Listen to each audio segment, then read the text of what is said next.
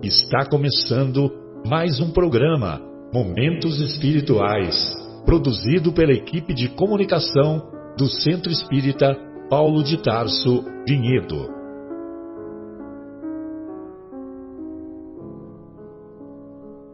Se guardas contigo o estigma do sofrimento, indagando pela solução dos velhos problemas do ser e da dor, se percebes a nuvem que prenuncia a tormenta e o vórtice traiçoeiro das ondas em que navegas, vem conosco, estudemos a rota de nossa multimilenar romagem no tempo, para sentirmos o calor da flama de nosso próprio espírito, a palpitar, imorredouro na eternidade, e acendendo o lume da esperança, perceberemos juntos, em exaltação de alegria, que Deus, o Pai de infinita bondade, nos traçou a divina destinação para além das estrelas.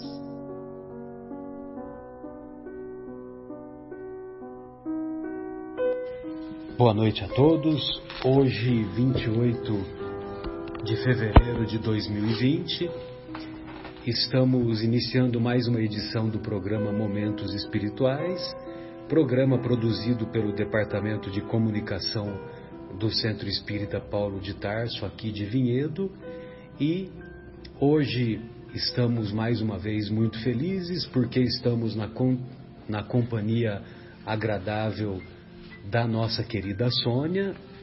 E se eu não falar que eu estou muito feliz, eu apanho quando chegar em casa, da nossa querida Sônia, da nossa querida Fátima, do nosso querido Leandro e do não menos querido Marcos Melo. Hoje estudaremos o capítulo 4 de O Evangelho segundo o Espiritismo, capítulo intitulado Meu Reino Não É Deste Mundo. Daremos uma ênfase nos itens 18 a 23, onde o Kardec discute, faz uma reflexão sobre se os laços de família são ou não fortalecidos com a reencarnação.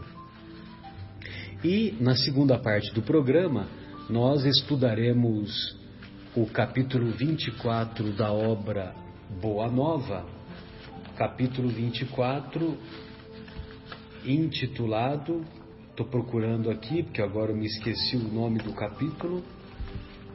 A ilusão do discípulo. A ilusão do discípulo. Não percam, a ilusão do discípulo. Muito bem. E o Kardec escolheu algumas passagens evangélicas para poder abordar o tema Ninguém poderá ver o reino de Deus se não nascer de novo. Curiosamente, esse capítulo, ele vem depois do capítulo Há Muitas Moradas na Casa de Meu Pai, e a hospedaria é imensa. Por que a hospedaria é imensa? Porque tem muitos hóspedes, e esses hóspedes vivem muito. E esses hóspedes vivem muito e precisam evoluir atravessando vários aspectos da evolução, não só evolução individual, como também evolução nos planetas, nos diferentes mundos, que, como vimos na questão 55 de O Livro dos Espíritos, o Kardec pergunta: todos os globos do universo são habitados? E os benfeitores respondem que sim, e que a Terra está longe de ser a primeira em conhecimento científico e muito menos em práticas morais. Então, como a hospedaria é imensa, os hóspedes também são muito numerosos. E os hóspedes são muito numerosos, evidentemente, porque eles não vivem apenas uma vida, não tem apenas uma existência. Então, o Kardec separou algumas passagens evangélicas e nós vamos comentar particularmente esta que se encontra lá no capítulo 17 do Evangelista Mateus, das anotações do Evangelista Mateus, itens de 10 a 13, né? Versículos de 10 a 13. Enquanto desciam do monte, Jesus lhes ordenou, dizendo: não contem a ninguém essa visão, até que o Filho do Homem se levante dos mortos.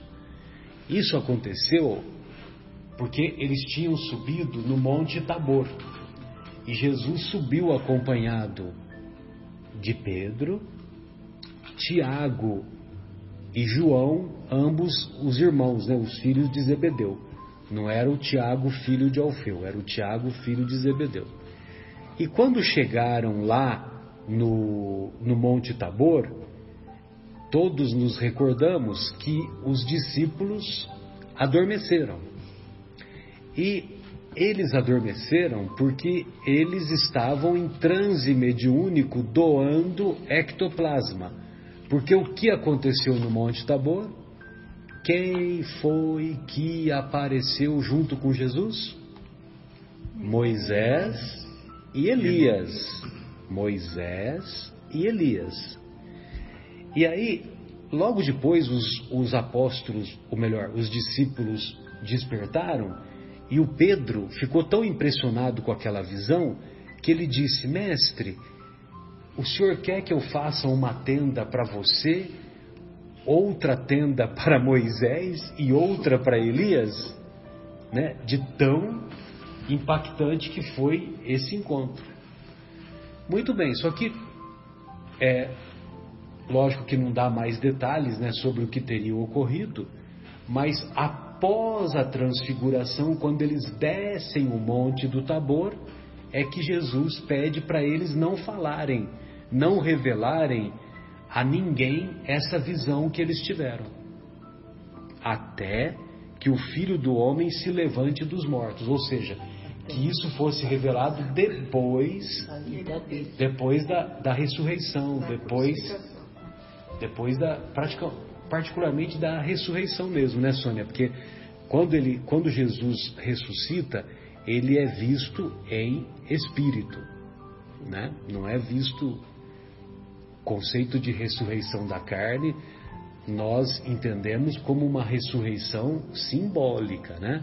Então, a carne ressurge, a matéria, essa matéria que nós usamos do nosso corpinho, ela vai se dispersar, mas ela pode ser útil para fazer parte da constituição de outros corpos, entendeu? Mas não a mesma individualidade, né? O corpo parou de funcionar.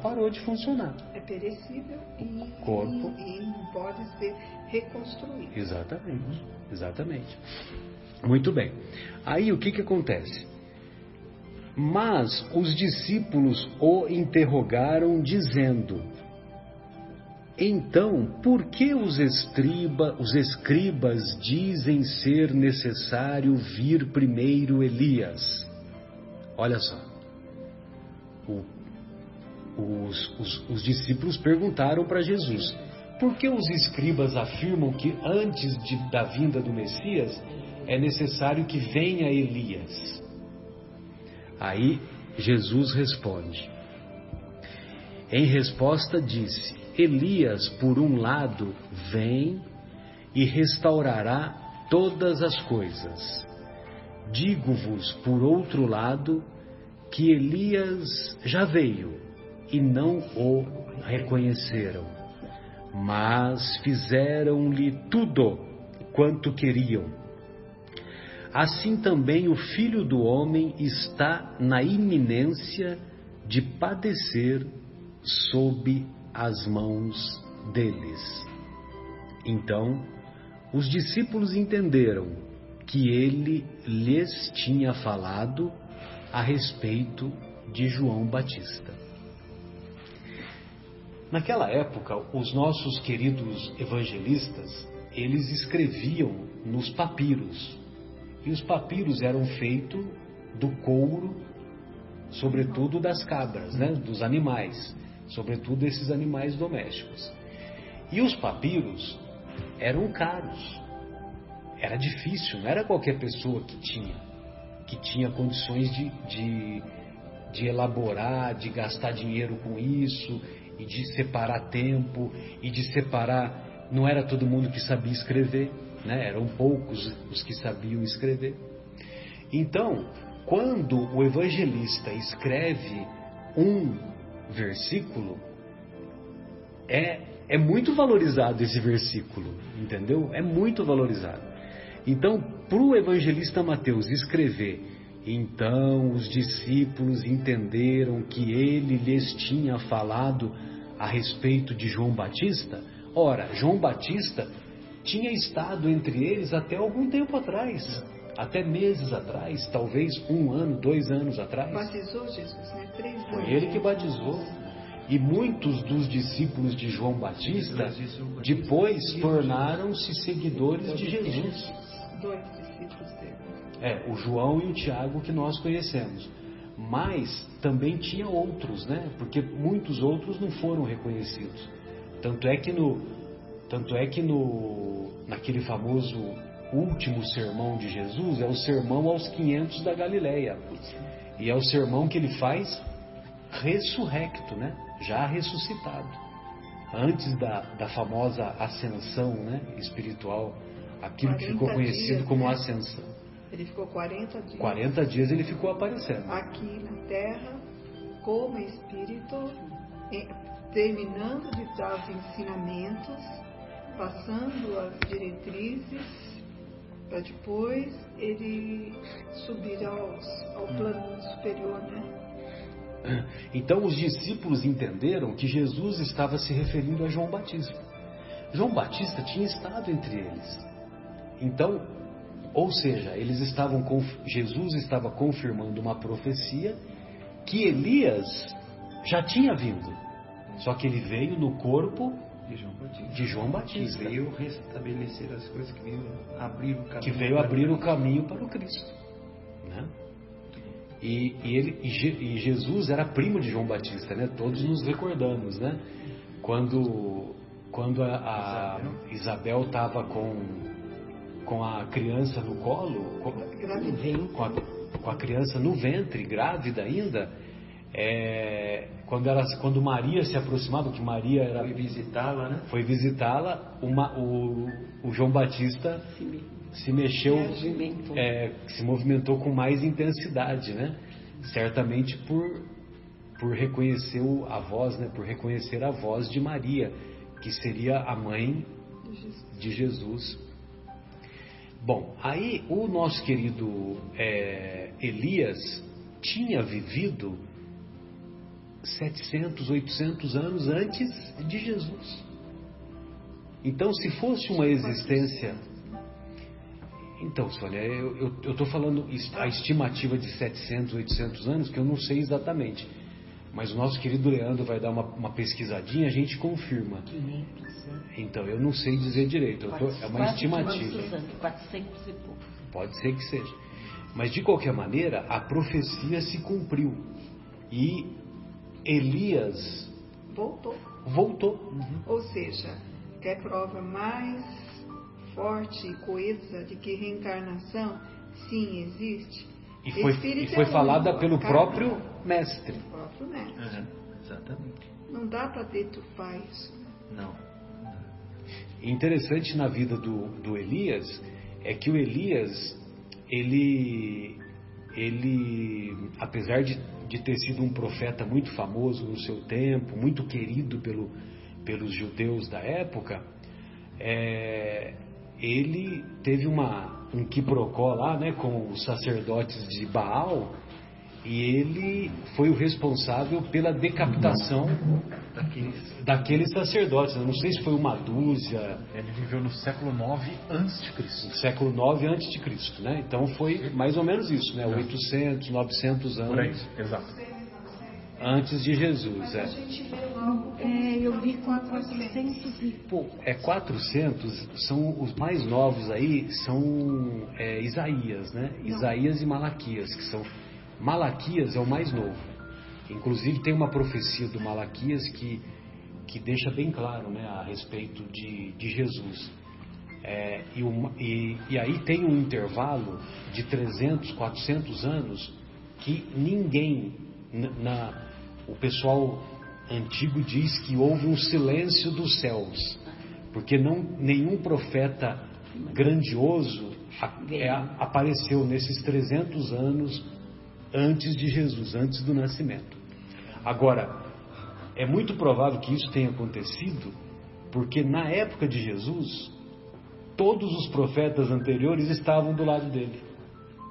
Entendeu? Encarnaram no mesmo momento. Então, provavelmente Pedro foi um dos profetas antigos, aqueles que o acompanharam, né? Achou aí?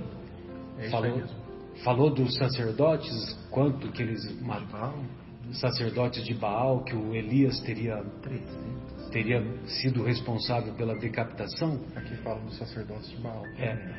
Eu não me lembro exatamente quantos sacerdotes que o Elias mandou decapitar. Mas curiosamente, como João Batista morreu? Decapitado a mando de Herodes para agradar a filha Salomé. Isso mesmo. Que ela pediu que a cabeça estivesse na bandeja. Que ele tinha uma certa paixão por ela, um certo fetiche. A mãe, né, também, a Herotíades, né, só fala que ele pregou intensamente contra o culto a Baal. Só fala isso, né? Mas decapitou. Mas pregou intensamente. É que agora nós não temos essa informação com certeza, mas alguns sacerdotes, o nosso querido Elias foi o responsável pela decapitação. E aí, inclusive no Antigo 800, 900 anos depois, ele reencarna como João Batista e ele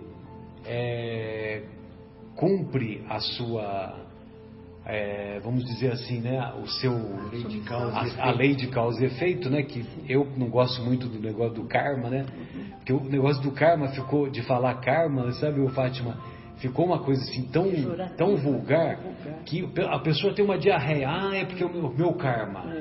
A pessoa tem uma gripe, é o meu karma. Perdeu o sentido. Sabe, então quer dizer, não é assim, né? Então, os principais fatos que ocorrem na nossa vida, eles foram programados anteriormente lá no mundo espiritual. Por nós mesmos. E por nós mesmos. Então, por exemplo, eu certamente me programei para ter contato com a doutrina espírita, porque a doutrina espírita ia ser uma âncora para mim, para eu não me perder, para eu não se melhorar, para eu me melhorar, para eu me sentir mais fortalecido, para eu etc. Vamos dizer assim, eu tenho certeza que lá no meu íntimo eu usei, estou até fazendo uma autopsicanálise, né? Eu pedi esse artifício para ter contato com a doutrina espírita, para pelo menos não fazer mais bobagem do que eu já tinha feito anteriormente. Também. Né? Sei não. Agora, todos no mesmo barco. Agora é lógico que eu também, certamente eu me programei para me encontrar com a Sônia, para ter os meus filhos, também certamente me programei para encontrar com os amigos aqui do Centro Espírita Paulo de Tarso. Eu acho que essas coisas foram programadas, mas vamos supor que não tivesse sido com essa mesma equipe, com essas mesmas pessoas, com esse mesmo grupo, certamente seria com um outro grupo de espíritos com muita similitude, com muita semelhança. Entendeu? O mesmo propósito, com certeza. Porque às vezes uma pessoa se separa da outra, não é o nosso caso, pelo amor de Deus, viu? Nem passa pela minha cabeça. Às vezes um casal se separa. Aí o marido acha que ele fez um grande negócio, né? Porque o marido é tudo trouxa, né? Nem sei para que existe marido, né? Aí o marido, não, agora eu vou pegar uma outra, não vou cometer os mesmos erros, não sei o que, né? E nós homens, nós não sabemos selecionar, diferente de vocês mulheres, né? Que sabem selecionar melhor do que nós. Aí, estou dizendo no geral, né? Na média. Aí nós pegamos passa um certo tempo, né? A primeira pessoa que é mais prático lá, o homem se une. Aí ele se depara com uma pessoa que ele se casa novamente, que tem características psicoemocionais semelhantes às da anterior, né? As da anterior. Ou seja, por quê? Porque o aprendizado ainda não se deu. Completou. Que no começo ele não percebeu, tal, né? Só que depois, na convivência, é muito comum que tenha essa similitude, né? E lógico que pode ocorrer o contrário também. Estou dizendo em termos gerais, viu, querida? Pode ficar tranquila. Bem, e do ponto de vista científico, a reencarnação está mais do que provada, não só pelo trabalho do Ian Stevenson, que deixou um livro maravilhoso chamado 20 Casos Sugestivos de Reencarnação. Ele selecionou 20 casos de mais de 1000 que ele estudou. E de mais de 1000 que ele estudou e comprovou os detalhes através do relato de crianças que contaram as suas experiências de uma vida anterior e essas experiências foram todas comprovadas pelo estudo científico do próprio Ian Stevenson, que foi para vários países fazer essa pesquisa. Um dos casos, inclusive, se passa aqui no Brasil, nesse livro, e que foi catalogado pelo pesquisador Hernani Guimarães Andrade, pesquisador brilhante, já desencarnado, maravilhoso. E um outro trabalho também que a reencarnação é comprovada pela Ellen Van Ba. Essa Ellen Van Ba, ela colocava as pessoas em transe hipnótico, não é transe mediúnico, e aí nesse transe hipnótico, as pessoas iam falando, iam recuando, a princípio na mesma existência até o berço. E aí depois ela ia voltando para outras vidas, para outras vidas, para outras vidas. E esse estudo é da década de 50, olha só, da década de 50. E aí ela fez um estudo que estatisticamente ela comprovou as vestimentas, o dinheiro que era usado, as informações. Então isso tudo batia com as informações que eram encontradas na própria ciência dos mais variados povos, entendeu? Então é um trabalho assim também maravilhoso. Ellen Van Ba. Esse Ellen não é com H. Bom, então do ponto de vista científico, a reencarnação, né? Reencarnar, voltar a entrar no corpo. A comprovação está mais do que fundamentada. Do ponto de vista filosófico, o argumento que nós utilizamos, né? O argumento que nós utilizamos é muito simples, né? Ou seja, 70, 80, 90 anos de existência são suficientes para todos nós desenvolvermos todas as virtudes no seu mais elevado grau? Se fosse uma existência só? Não conseguiríamos. Porque não tem cabimento, né? O Kardec fala no Livro dos Espíritos, só concluindo, Sônia, ele fala no Livro dos Espíritos que das duas uma, ou temos uma existência apenas, ou temos várias existências. Porque não tem cabimento. Tem 2 existências. Tem 3 existências. Tem 75. Entendeu? Então, ou temos uma ou temos várias. E para nós desenvolvermos todo o conhecimento, adquirirmos todo o conhecimento e desenvolvermos todas as virtudes, tenha santa paciência, né? 70 anos, 90 anos são suficientes. Desculpa, Sônia, por favor, fica à vontade. Eu acho que a gente tem que juntar os fatos históricos para ter uma compreensão, né? Achismo nunca levou a nada, porque fica muito vago, né? Essa situação. Então, se nós voltarmos, isso é pesquisa histórica, eu não estou falando de espiritismo, estou falando de história. O concílio de Constantinopla e a doutrina da reencarnação.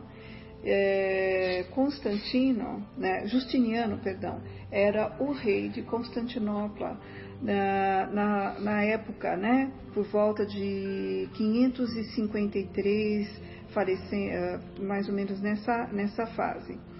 E ele casou com uma esposa que chamava Teodora. E Teodora, ela era meretriz.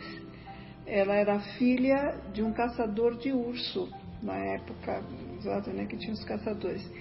E ela, muito bonita, muito vistosa, e ela chamava a atenção. E Justiniano, ele simplesmente apaixonou, ficou vidrado com ela. Tanto é que levou ao matrimônio, né? E naquela situação, ela, no casamento, todas as meretrizes que a conheciam e sabiam da vida dela, desse povo, falou, olha, ser meretriz é bom, porque nós temos uma que ocupou o cargo maior, né? Que se tornou imperatriz, né? Se tornou imperatriz. E ela não gostou de ouvir isso. Ela mandou matar as 500 meretrizes que existiam na época de Constantinopla. Hoje, Istambul, capital da Turquia. Hoje. Ela mandou matar. E como naquela época, né, que aqui fala aqui, ó, aqui eles falam que Vivaldo J. de Araújo, que é o pesquisador, diz que até meados do século VI o cristianismo aceitava a reencarnação. Naturalmente. Já proclamada pela cultura religiosa oriental, milênios antes da era cristã, como fato incontestável norteador dos princípios da justiça divina, que sempre dá oportunidade ao homem de rever seus erros e começar o trabalho de sua regeneração em nova existência, né? Então, essa Teodora, ela forçou, e naquela época falava que quando você fazia algo, voltava para pagar as dívidas. E a Teodora temia que ela iria voltar negra e pagar as dívidas que ela fez, que ela matou 500, então ela ia sofrer de forma aviltante. Então, elas começaram a fazer uma certa pressão ao Papa, na época, que chamava-se Virgílio, o Papa da época. E aí o Justiniano, junto com Teodora, e a Teodora lá no ouvido do Justiniano, você tem que falar com o Papa, você tem que falar, porque ela temia morrer e ter que voltar. Então ela começou a apertar o Justiniano para que ele apertasse o Papa, para o Papa mudar isso, que não vou tirar o dogma da reencarnação. Mudar o que estava lá na Bíblia. Então ele queria fazer, tanto é que esse Vigílio, ele chegou a ficar preso. E ficou durante, não sei, 6, 7 anos preso. E não mudou. Ele falou, não vou mudar, são coisas de Jesus, coisas que a gente tem que sustentar. Aí fizeram um concílio com os 3, 4 bispos que tinham na época, juntaram, então vai ficar assim, vamos mudar. E tiraram todos os termos que arremetesse a palavra reencarnação. Não existia a palavra reencarnação, mas a palavra, ou alguma terminologia que mostrava que a pessoa iria voltar em outras vidas. Esqueceram aí do Elias, né? Do Jesus e com Elias. Então eles fizeram essa revisão e realmente removeram, né? E ela achando que se removesse isso da Bíblia, ela estaria livre da situação. E é interessante porque ela morre cedo, ela não vive muitos anos com o Justiniano, ela acaba morrendo. Ele, de desgosto, ele nunca mais saiu do castelo dele, lá do reduto dele, e por lá ela acabou ficando. Então isso é história, entendeu? A palavra reencarnação veio com o nosso querido Allan Kardec, que era uma maneira de falar do retorno do que? Do espírito. E todas as religiões falam do espírito, né? Então nós o que somos? Então somos corpos ou somos espíritos? Nós somos espíritos. Então, essa a ideia de fazer o retorno, de várias possibilidades para melhorar. Aí você entende a justiça divina. Com certeza. Exato. E a matéria que nós usamos, ela fica no planeta. Ela não sai daqui. E ela é reaproveitada de diversas maneiras, né? Todos aqueles átomos, aqueles elétrons, aquelas moléculas químicas, ela simplesmente ela se desfaz, mas como o próprio diz, né? Nada se perde, né? Na natureza, nada se Tudo perde. se transforma. Então nada sai do planeta. A divisão de um simples átomo causa um desequilíbrio energético muito grande, né? Uma energia liberada numa divisão de pequenos átomos. Olha quanto é rico essa matéria que é composta ao nosso corpo, né? E ela não se vai, ela fica. O espírito vai. E quando ele volta, ele não volta na mesma. Ele volta no planeta. Então ele pega toda aquela matéria que está no planeta para formar um corpo onde ele vai habitar. Mas não é como Lavoisier que falou essa frase. Lavoisier. Você ficou com Darwin. E assim, o espírito vai, volta, vai, volta, vai, volta, vai. Não é no mesmo corpo, com certeza, né? Mas usando as mesmas matérias que o planeta onde ele está voltando oferece. Evidente que aquele espírito que mora num planeta mais evoluído, onde a matéria é mais sutil, ele vai usar aquela matéria sutil para ele se formar, né? Onde ele está reencarnando também, se ele necessitar, né? Reencarnar, ou voltar, não digo voltar à carne, mas voltar ao planeta, né? Volta com a matéria que o planeta tem. Então a nossa Terra, o nosso planeta está aqui com essas matérias, a gente utiliza Com relação ao de bom gosto. crematório. Ao crematório. Com relação ao crematório. O espiritismo até indica muito, né? Mas eu acho que a Fátima está se referindo às moléculas, As moléculas. né? Sim, mas Elas são reaproveitadas também. elas são transformadas, né, pela energia do Porque a maioria é carbono, né? elas não são perdidas. Esses carbonos são... Vai para o ar ou vai para algum outro local. Porque se nós formos analisar até a própria decomposição do corpo, né? Quando você vai fazer uma exumação, você fala, caramba, para onde foi tudo aquilo? Sumiu tudo. Sumiu, né? Na verdade foi alguns outros seres devoraram, mas aqueles seres para onde foram? Aqueles bichos ou enfim aquelas larvas, né? eles simplesmente também evaporaram, né? E com ele a matéria foi junto. É interessante, até eu vi na internet essa semana que existem já empresas nos Estados Unidos oferecendo o serviço de compostagem dos corpos para as famílias que quiserem fazer. Compostagem? Compostagem. Então, mas explica aí o que é compostagem. A compostagem é você usar o corpo em decomposição, por exemplo, para você adubar o solo. Para alguma coisa, você está plantando alguma coisa para você adubar o solo. Olha só. Puxa vida. Eu não vejo mal nenhum nisso.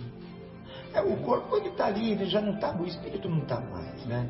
Então ali, até quando a gente vai homenagear alguém querido, né? Que partiu, o espírito partiu, e a gente vai ali, né? Lembrar através daquela imagem do corpo, mas sabemos que ali não está mais aquele ser. Eu vi a foto assim, uma urna de plástico com temperatura e umidade controlada, né? Embaixo de onde está o corpo, lógico, o corpo fica coberto para você não ver quem é, né? Mas tem o solo com o que está plantado lá, não deu para ver o que estava plantado, e o corpo ele se decompondo. Olha só. Meu Deus, isso é um tabu, hein, pra mim.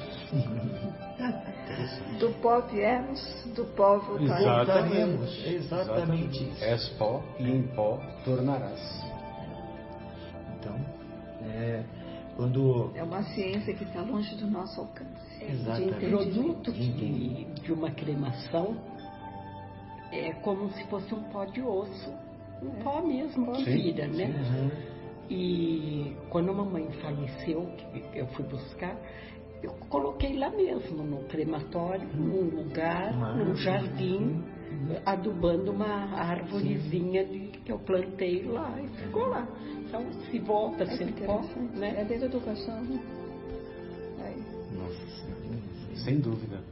Agora, eu acho bacana isso que você fez, né, a sua mãe, né, que optou pela cremação. Sim.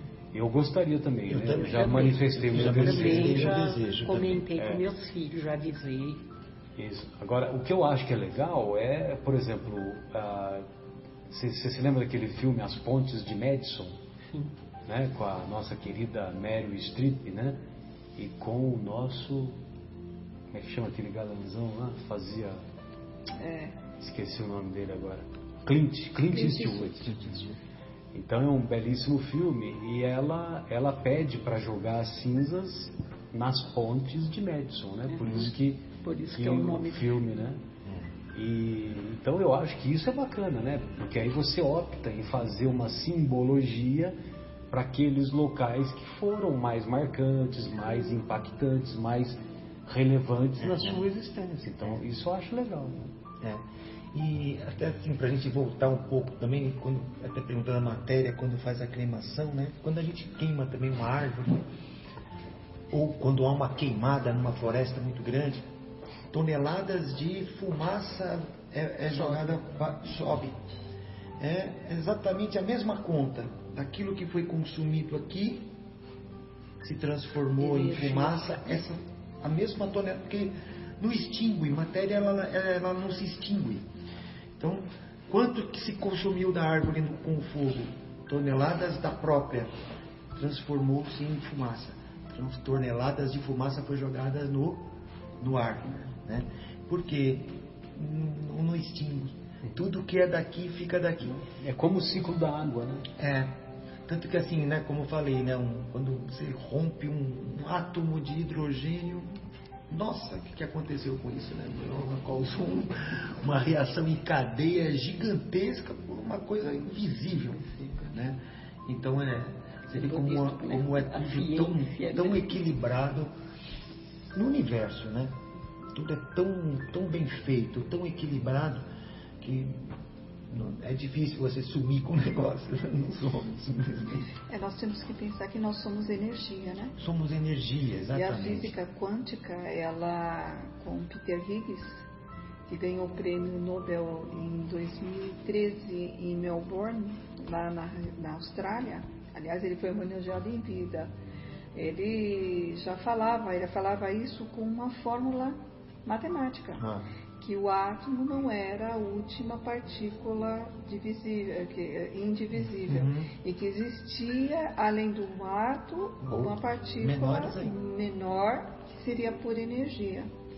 E conseguiram comprovar isso com Hadron, que é uma máquina que tem 3 andares, enorme, e ela conseguiu fazer os movimentos. Eu não conheço como é a mecânica disso, mas eles conseguiram diluir o átomo e ver a energia. Então eles chamaram essa energia como partícula de Deus. E isso modificou e está modificando todo o paradigma da ciência materialista de antigamente, entendeu? Então eles falam que tudo é energia, nós somos energia, uma mesa, uma cadeira é energia, só que está na forma condensada. Então por isso a gente, quando fala da morte, a gente vê o corpo, a matéria daquele momento, mas nós somos energia, nós somos átomos, ou mais do que um átomo, somos essas partículas de Deus que se agrega, né, junto com o fluido universal, fluido que a gente conhece, que é o responsável da formação dos planetas, de tudo que a gente conhece. E isso tudo habitado por algo inteligente. Muito inteligente. Muito inteligente, que é um espírito, né? Que é um ser inexplicável, porque não é matéria, né? Uma das únicas coisas, a única coisa no universo que não é matéria, que não é exatamente assim matéria explicada, né? Difícil explicar o que é feito exatamente o espírito, mas ele se liga à matéria, mas ele não é, né? Matéria quintessencial. Quintessencial, exatamente. Bem, agora entrando um pouquinho aí no tema, né, que é os laços de família, né? Os laços de família que o Kardec aborda, então ele diz que a reencarnação fortalece os laços de família, ao passo que a unidade da existência os rompe. Então, nós vamos perceber que, por exemplo, aqueles que pensam que existe uma única existência, então a alma não preexiste. Então, o pai é estranho ao seu filho. A mãe também é estranha ao seu filho, à sua filha. Aí, que importância que tem, né, o sobrenome, né? Que importância que tem as glórias, né, que a família teve, essa coisa toda, o legado, se é uma existência só. Mesmo porque, se é uma existência só, para que eu vou me importar se o meu filho ficar doente, ficar inexoravelmente com uma doença que não tem, vamos dizer assim, uma doença que não tem salvação pela medicina convencional, já que tudo é matéria, né? Já que inclusive a visão materialista. Então, essas coisas ficam difíceis, né? Porque não tem aquela afeição, se é uma existência só. Acabou. Ficaria fácil desapegar dessa vida, né? Exato. Estou em sofrimento? Tudo bem, então Morreu, não vou virar acaba. nada mesmo. Morreu, acaba. Vai ser tudo escuridão. E é só uma vou me aliviar. Exato.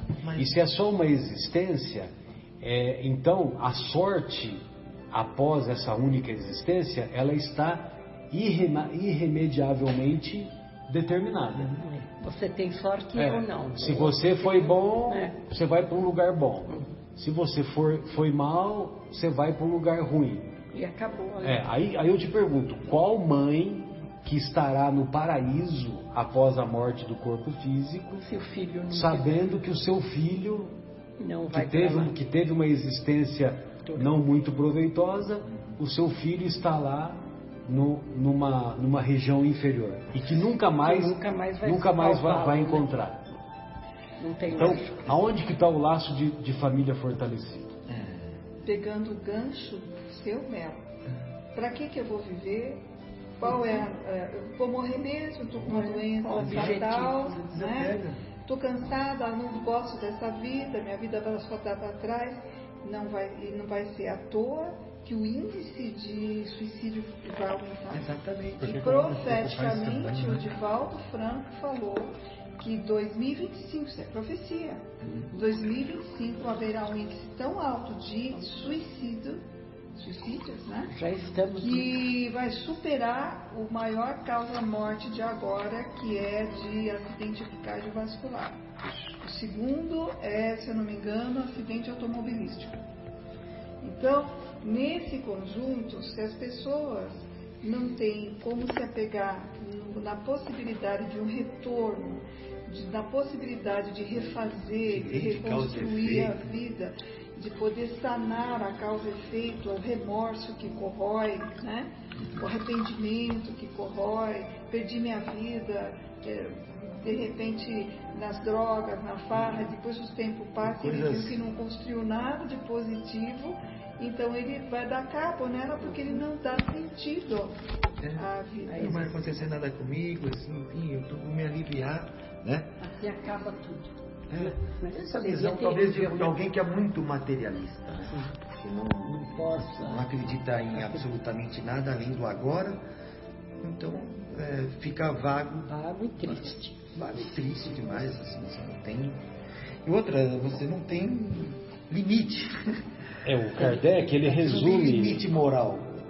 Ele resume aqui no último parágrafo, eu acho brilhante esse comentário dele, e é um comentário que as pessoas que contra-argumentam ficam meio sem, vamos dizer assim, sem saída, né?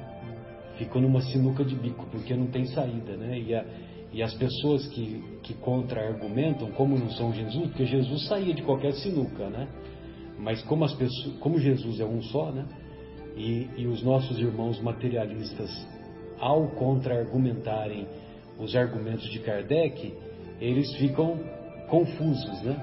Então, os orgulhosos são confundidos. Os orgulhosos são confundidos, é isso? Exatamente, que está lá no prefácio do Evangelho segundo o Espiritismo. Então ele diz assim, em resumo, 4 alternativas se apresentam ao homem para o seu futuro de além-túmulo. Primeira alternativa, o nada, o buracão, o nada, de acordo com a doutrina materialista. Segunda alternativa, a absorção no todo universal, de acordo com a doutrina panteísta. Terceira, a individualidade com fixação definitiva da sorte, segundo a doutrina da Igreja. Então, você vive após a morte, só que a sua situação, ela é definitiva. Deus jogou dados para você. Mais ou menos. Quarta alternativa, a individualidade com progressão indefinida conforme a doutrina espírita. Segundo as duas primeiras, os laços de família se rompem por ocasião da morte e nenhuma esperança resta às almas de se encontrarem futuramente. Né? Se é uma existência só, acabou, vai pro buracão, então você nunca mais vai encontrar seu pai, sua mãe, nunca mais vai encontrar seus irmãos, seus amigos, etc, etc. Né? Com a terceira, que é a doutrina da Igreja, ou seja, a individualidade é preservada após a morte do corpo físico, só que há uma fixação definitiva da sorte. Então, se com for a bom, vai para um lugar, se for mal, vai para o outro. Isso. Com a terceira, há para elas a possibilidade de se tornarem a ver, desde que sigam para a mesma região, Céu e inferno. que tanto pode ser o inferno como o paraíso. Com a pluralidade das existências, continua o Kardec, né?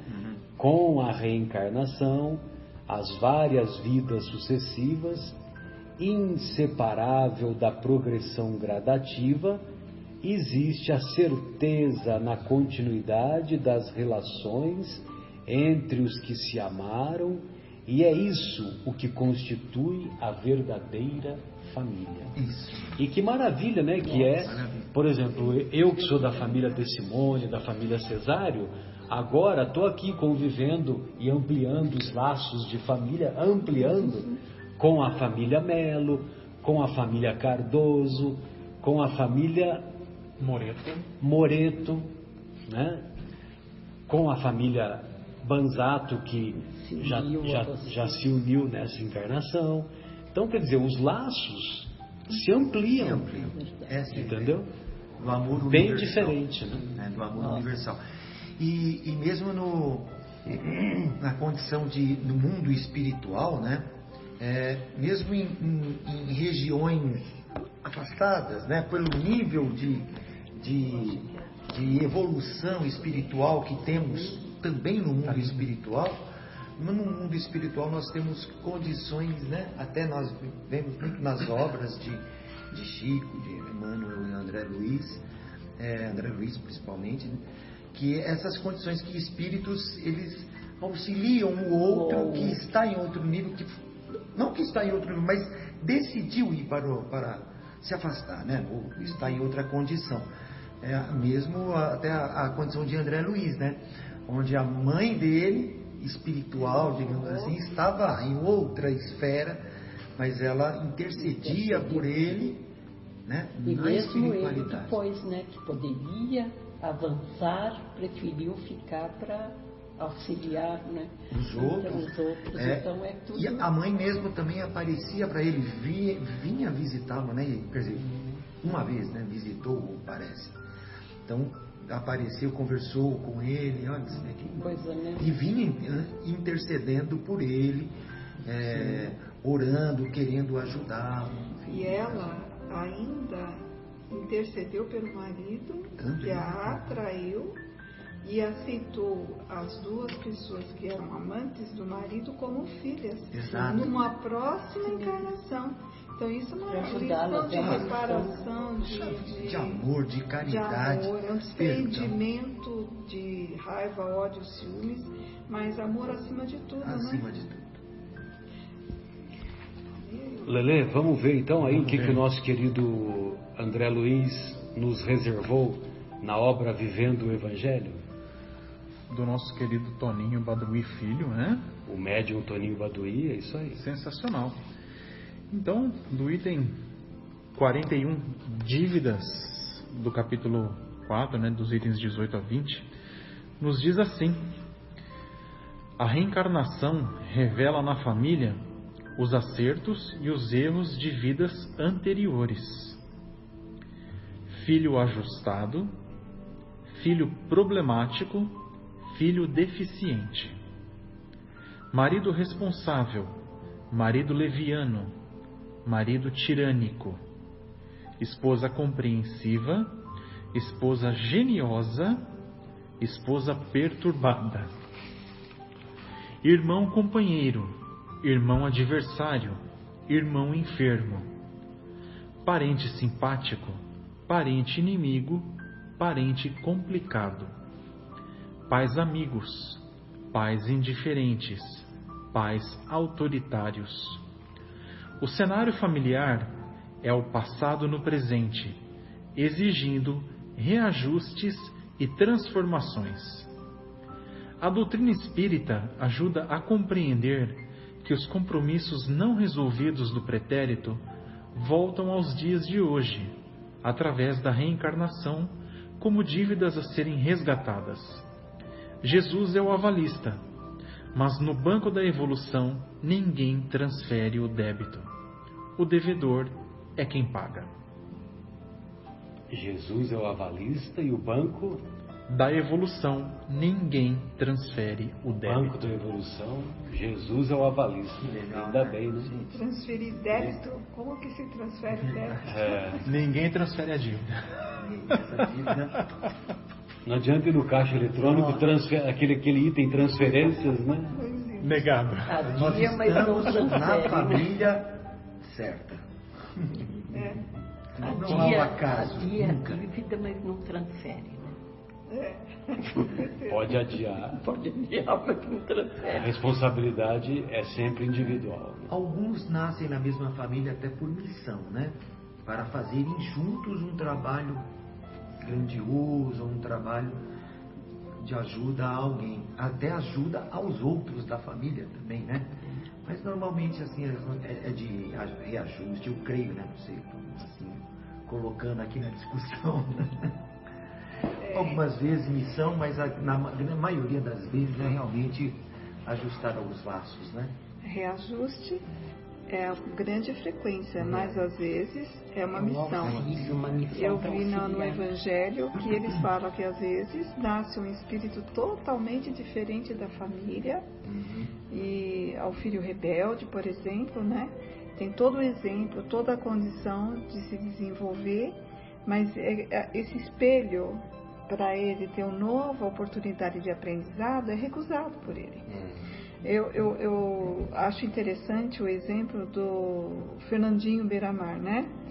Ele nasceu numa família que tinha condições financeiras, era classe média alta, ele tinha toda forma de bens materiais e a liberdade, morava numa condição de moradia excelente, não lhe faltava condições financeiras, tinha recursos para todos os estudos, tinha irmãos que tinham aproveitaram bem essa existência, aplicaram, mas ele preferiu e se dava melhor com o submundo, que é o submundo do crime, entendeu? Onde ele foi chefe de uma gangue. Então, ele precisava procurar o crime para satisfazer as suas vontades financeiras? Não, porque ele tinha condição financeira. Ele tinha estudo, ele tinha tudo para fazer um progresso, mas ele preferiu esse mundo dentro da criminalidade. Então você fala, mas como? Por quê, né? Que ele escolhe. É o problema do espírito que não evoluiu. Talvez ele não tenha nem ligação com essa família, mas ele teve oportunidade de nascer nessa família, porque não raro a espiritualidade fala que os espíritos voltam e eles batem sempre na mesma tecla. Eu não tive oportunidade, eu era muito pobre. Eu não tinha condição de crescimento. A vida me forçou a pegar esse caminho. Eu fui praticamente empurrado para o mundo do crime, porque eu não tive condição de estudo, não tive bons pais, meus pais me abandonaram, não tive bons estudos, não tive condições. Então, de repente, você coloca uma pessoa em todas as condições que ele... Ela se perde. Entendeu? Seguiu o caminho correto. E ela se perde por quê? Porque ela não se reformou, né? Não se reformou, não se modificou. Ela gostava do errado, né? E aí, como é que você vai falar lá no plano espiritual? Você voltou agora? E aí, qual é a sua desculpa de agora? E aquelas situações onde, dentro da própria família, né? Filhos que tramam contra a vida, atentam contra a vida do pai. Tivemos um caso recente aí lá no ABC, né? Sim, né? São coisas extremas, né? Extremas, e a gente sabe que é o caminho tomado errado, porque ali é o momento de reajustar e optou-se por não reajustar, ou seja, agravar ainda mais a relação espiritual, principalmente por entre os pais. Por motivos materiais. Sim, né? sempre. Então, sempre, é verdade. Muito sempre. triste, né? Por motivos desse planeta, né? Na pergunta 204, o Kardec, na obra O Livro dos Espíritos, o Kardec pergunta para os benfeitores: uma vez que temos tido muitas existências, a nossa parentela vai além da parentela que a existência atual nos criou? Ou seja, né, os laços de família são fortalecidos com a reencarnação? Não pode ser de outra maneira, responde os espíritos. A sucessão das existências corporais estabelece entre os espíritos ligações que remontam às vossas existências anteriores. Daí, muitas vezes, a simpatia que vem a existir entre vós e certos espíritos que vos parecem estranhos. Olha que lindo, né? Interessante, né? É lindo porque assim a gente imagina que essas famílias espirituais elas só crescem, né? Por simpatia elas só vão crescendo indefinidamente. Então acho que se unem essas famílias que hoje aqui, né, nesse planeta uniram na carne, nos espíritos elas estarão juntas. Se houve realmente essa questão de amor, de união aqui, elas vão continuar maior, né? Elas só cresce, a família só vai crescendo. Essa é a ideia, né? De se formar uma família ali. Bonito, né? Porque assim, além da família em si, quem se uniu aqui, com amigos. Que às vezes você faz um amigo e você sente pelo aquele amigo um afeto tão grande. Você fala, parece que eu vivi muito tempo já com essa pessoa. Não, mais do que um irmão, uma irmã. Exatamente, sim. É uma coisa, né? Tamanha afinidade. Né? Tamanha afinidade. Agora eu vou contar um caos aqui. Vou falar da sua mãe.